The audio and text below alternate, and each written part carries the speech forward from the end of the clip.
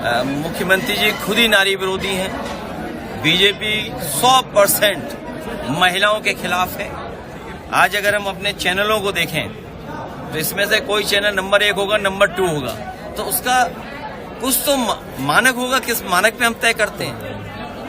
आज सबसे ज्यादा असुरक्षित महिलाएं अगर कहीं हैं तो उत्तर प्रदेश में हैं। उन्हें संरक्षण की जरूरत है, आरक्षण के साथ साथ उनके सम्मान की जरूरत है। उनके स्वास्थ्य को, उनकी शिक्षा को लेकर के बड़े काम होने चाहिए। ये बताएं, स्वास्थ्य को लेकर के क्या काम किया है, शिक्षा को लेकर के क्या काम किया है। और फिर जब उन्हें आरक्षण मिलना चाहता था, आरक्षण से उन्हें हक अधिकार मिल जाता, तो बीजेपी के लोग क्यों भेदभाव करना चाहते हैं? जब आधी आबादी बोलते हैं तो आधी आबादी ये बताएं कौन है आधी आबादी में? आधी आबादी में पूरी महिलाएं हैं।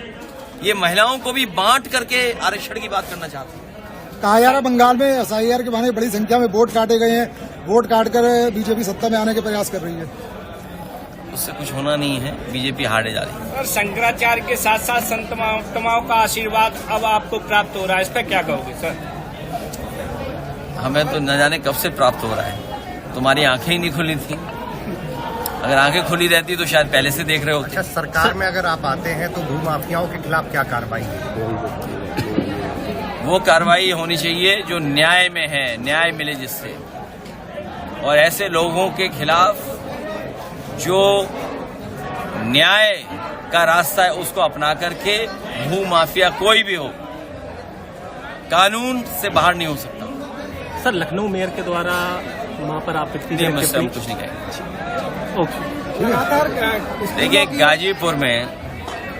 गाजीपुर में एक बेटी विश्वकर्मा समाज की, उसको न्याय दिलाने के लिए, उसके दुख दर्द को समझने के लिए, उस परिवार से मिलने के लिए समाजवादी पार्टी का डेलीगेशन गया। लेकिन बीजेपी और पुलिस ने मिलकर के हमारे राम आसे विश्वकर्मा जी और तमाम समाजवादियों के साथ अपमान और अपमानित किया। अपमानित ही नहीं बल्कि बीजेपी के लोगों से पुलिस ने मिलकर के पत्थर चलवाए।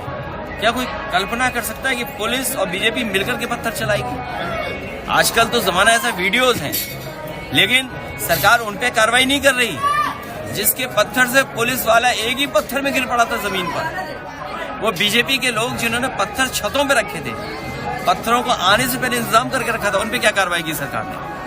सरकार केवल समाजवादी पार्टी के खिलाफ कार्रवाई कर रही है, और इसलिए क्योंकि समाजवादी पार्टी जो पिछड़े हैं, जो दलित हैं, जिनके साथ अन्याय हो रहा है, उनके साथ खड़ी है।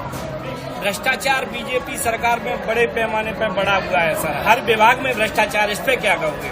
मैं अपने पत्रकार साथी का धन्यवाद देना चाहता हूं, क्योंकि आप आंखें हैं लोकतंत्र। अगर हम अपना तर्क, अपना पक्ष रखते हैं तो वहीं हमारे मीडिया के लोग भी खुली आंख से देखते हैं कि कहाँ क्या हो रहा है।